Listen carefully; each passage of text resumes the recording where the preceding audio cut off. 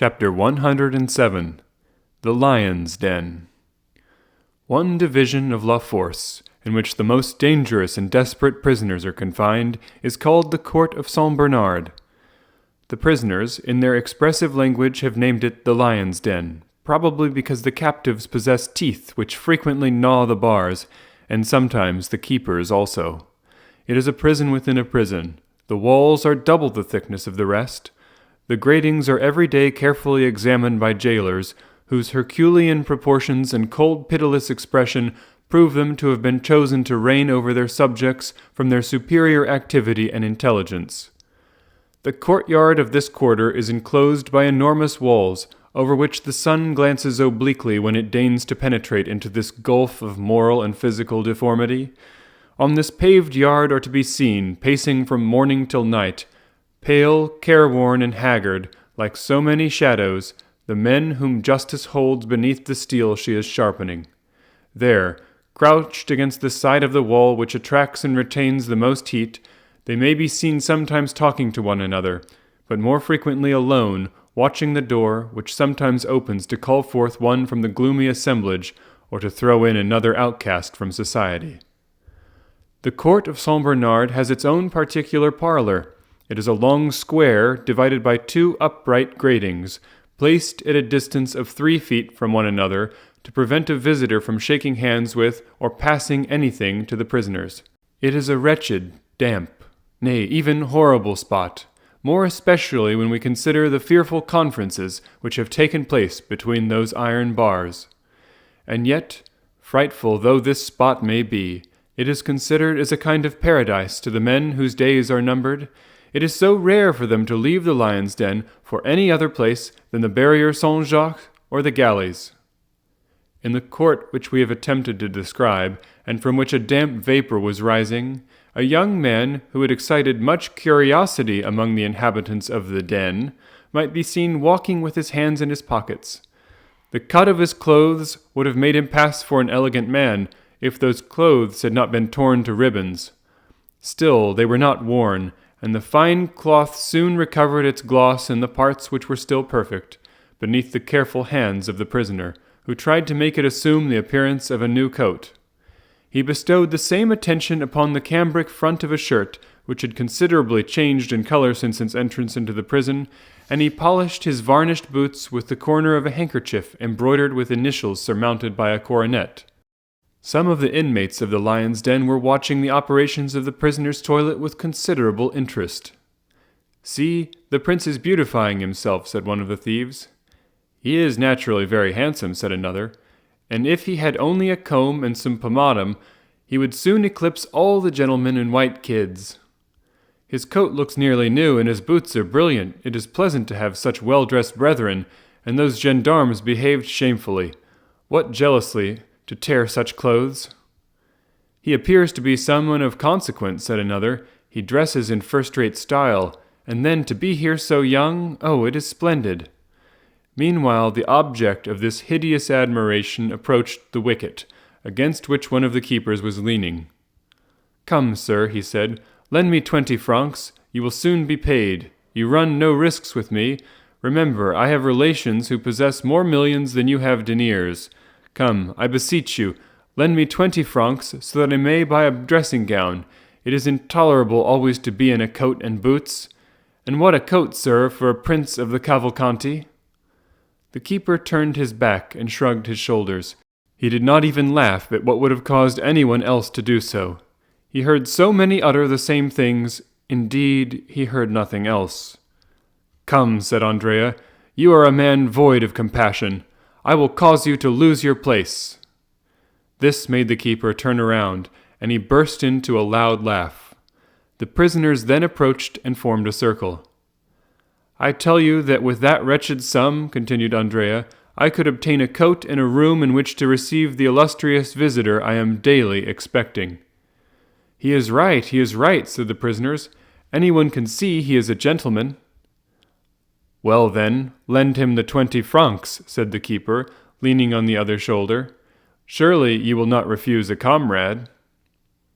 "I am no comrade of these people," said the young man proudly. "You have no right to insult me thus." "Do you hear him?" said the keeper, with a disagreeable smile. "He rates you handsomely. Come, lend him the 20 francs, eh?" The thieves looked at one another with low murmurs, and a storm gathered over the head of the aristocratic prisoner, raised less by his own words than by the manner of the keeper. The latter, sure of quelling the tempest when the waves became too violent, allowed them to rise to a certain pitch, that he might be revenged on the importunate solicitor, and besides it would afford him some recreation during the long day. The thieves had already approached Andrea, some screaming, "La savate, la savate," which means an old shoe, a cruel operation which consists in flogging any comrade who may have fallen into disgrace, not with an old shoe, but with an iron-heeled one. Others proposed l'anguille, which means eel, another kind of recreation in which a handkerchief is filled with sand, pebbles, and halfpence, when they have them, which the wretches discharge like a flail against the head and shoulders of the unhappy sufferer. "Let us horsewhip the fine gentleman," said others. But Andrea, turning towards them, winked his eyes, rolled his tongue round his cheeks, and smacked his lips in a manner equivalent to 100 words among the bandits when forced to be silent. It was a Masonic sign Caderousse had taught him. He was immediately recognized as one of them. The handkerchief was thrown down, and the iron-heeled shoe replaced on the foot of the wretch to whom it belonged. Some voices were heard to say that the gentleman was right, that he intended to be civil in his way, and that they would set the example of liberty of conscience, and the mob retired. The keeper was so stupefied at this scene that he took Andrea by the hands and began examining his person, attributing the sudden submission of the inmates of the lion's den to something more substantial than mere fascination. Andrea made no resistance, though he protested against it. Suddenly a voice was heard at the wicket. "Benedetto?" exclaimed an inspector. The keeper relaxed his hold. "I am called," said Andrea. "To the parlor," said the same voice. "You see, someone pays me a visit. Ah, my dear sir, you will see whether a Cavalcanti is to be treated like a common person." And Andrea, gliding through the court like a black shadow, rushed out through the wicket, leaving his comrades and even the keeper lost in wonder. Certainly a call to the parlor had scarcely astonished Andrea less than themselves, for the wily youth, instead of making use of his privilege of waiting to be claimed on his entry into La Force, had maintained a rigid silence. "Everything," he said, "proves me to be under the protection of some powerful person. This sudden fortune, the facility with which I have overcome all obstacles, an unexpected family and an illustrious name awarded to me, gold showered down upon me, and the most splendid alliances about to be entered into, an unhappy lapse of fortune and the absence of my protector have reduced me, certainly, but not for ever. The hand which has retreated for a while will be again stretched forth to save me at the very moment when I shall think myself sinking into the abyss. Why should I risk an imprudent step? It might alienate my protector. He has 2 means of extricating me from this dilemma, the one by a mysterious escape, managed through bribery, the other by buying off my judges with gold. I will say and do nothing until I am convinced that he has quite abandoned me, and then—" Andrea had formed a plan which was tolerably clever. The unfortunate youth was intrepid in the attack and rude in the defense. He had borne with the public prison and with the privations of all sorts. Still, by degrees nature, or rather custom, had prevailed, and he suffered from being naked, dirty, and hungry. It was at this moment of ennui that the inspector's voice called him to the visiting room. Andrea felt his heart leap with joy. It was too soon for a visit from the investigating judge, and too late for one from the director of the prison or the doctor. It must, then, be the visitor he hoped for. Behind the grating of the room into which Andrea had been led, he saw, while his eyes dilated with surprise, the dark and intelligent face of Monsieur Bertuccio, who was also gazing with sad astonishment upon the iron bars, the bolted doors, and the shadow which moved behind the grating. "Ah," said Andrea, deeply affected. "Good morning, Benedetto," said Bertuccio with his deep, hollow voice. You, said the young man, looking fearfully around him. "Do you not recognize me, unhappy child?" "Silence, be silent," said Andrea, who knew the delicate sense of hearing possessed by the walls. For heaven's sake, do not speak so loud. You wish to speak with me alone, do you not? Said Bertuccio. Oh, yes, that is well. And Bertuccio, feeling in his pocket, signed to a keeper whom he saw through the window of the wicket. Read, he said. What is that? Asked Andrea. An order to conduct you to a room and to leave you there to talk with me. Oh, cried Andrea, leaping with joy. Then he mentally added, Still my unknown protector, I am not forgotten. They wish for secrecy, since we are to converse in a private room. I understand Bertuccio has been sent by my protector. The keeper spoke for a moment with his superior, then opened the iron gates and conducted Andrea to a room on the first floor. The room was whitewashed, as is the custom in prisons, but it looked quite brilliant to a prisoner, though a stove, a bed, a chair, and a table formed the whole of its sumptuous furniture. Bertuccio sat down upon the chair. Andrea threw himself upon the bed. The keeper retired. Now, said the steward, what have you to tell me? And you, said Andrea, you speak first. Oh, no, you must have much to tell me, since you have come to seek me. Well, be it so. You have continued your course of villainy. You have robbed. You have assassinated. Good. If you had me taken to a private room only to tell me this, you might have spared yourself the trouble. I know all these things, but there are some with which, on the contrary, I am not acquainted. Let us talk of those, if you please. Who sent you? Come, you are going on quickly, Monsieur Benedetto. Yes, and to the point. Let us dispense with useless words. Who sends you? No one. How did you know I was in prison? I recognized you some time since as the insolent dandy who so gracefully mounted his horse in the Champs-Élysées. Oh, the Champs-Élysées! Ah! We burn, as they say, at some game. The Champs-Élysées, come, let us talk a little about my father. Who, then, am I? You, sir, you are my adopted father, but it was not you, I presume, who placed at my disposal 100,000 francs, which I spent in 4 or 5 months.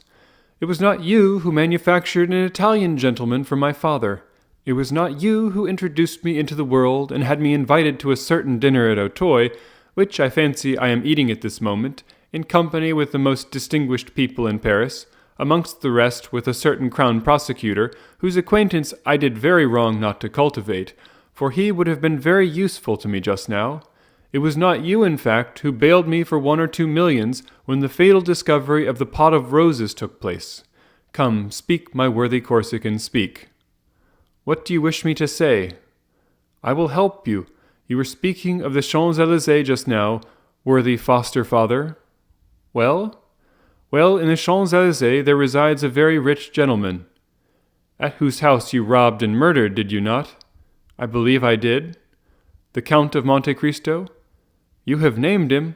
Well, am I to rush into his arms and strain him to my heart, crying as they do in the dramas, My father, my father! Do not let us jest, gravely replied Bertuccio, and dare not to utter that name again as you have pronounced it. Bah, said Andrea, a little overcome by the solemnity of Bertuccio's manner. Why not? Because the person who bears it is too highly favored by heaven to be the father of such a wretch as you. Oh, these are fine words. And there will be fine doings if you do not take care. Menaces, I do not fear them. I will say, Do you think you are engaged with a pygmy like yourself? Said Bertuccio in so calm a tone and with so steadfast a look that Andrea was moved to the very soul. Do you think you have to do with galley slaves or novices in the world? Benedetto, you are fallen into terrible hands. They are ready to open for you. Make use of them. Do not play with the thunderbolt they have laid aside for a moment, but which they can take up again instantly, if you attempt to intercept their movements. My father, I will know who my father is, said the obstinate youth. I will perish if I must, but I will know it. What does scandal signify to me? What possession, what reputation have I? You great people always lose something by scandal, notwithstanding your millions. Come, who is my father? I came to tell you. Ah, cried Benedetto, his eyes sparkling with joy. Just then the door opened, and the jailer, addressing himself to Bertuccio, said, Excuse me, sir, but the investigating judge is waiting for the prisoner." "And so closes our interview," said Andrea to the worthy steward. "I wish the troublesome fellow were at the devil." "I will return tomorrow," said Bertuccio. "Good. Gendarmes, I am at your service. Ah, sir, do leave a few crowns for me at the gate, that I may have some things I am in need of." "It shall be done," replied Bertuccio. Andrea extended his hand. Bertuccio kept his own in his pocket, and merely jingled a few pieces of money. "That's what I mean," said Andrea, endeavoring to smile, quite overcome by the strange tranquillity of Bertuccio. "Can I be deceived?" he murmured, as he stepped into the oblong and grated vehicle which they call the salad basket. "Never mind, we shall see. Then tomorrow," he added, turning towards Bertuccio. "Tomorrow," replied the steward.